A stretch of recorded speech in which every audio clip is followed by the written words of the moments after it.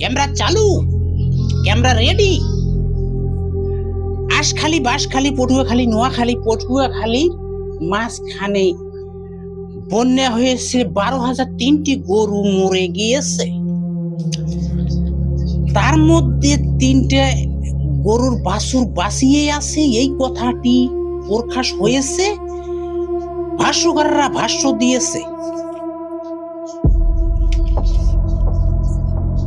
এক সংবাদদাতা বলেছে 3টে গরুর বাছুর হলে কতটি দুধ দিবে সেই কথা নিয়ে গবেষণা উঠেছে।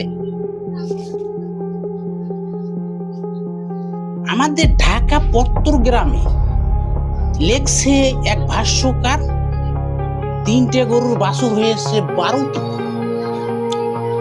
একবার হলো না, 3বার হলো। এই কথাটি ভাইরাল হয়ে গিয়েছে। আজকের মতো মন্তব্যে ঘোষণা করা হলো খবরটি।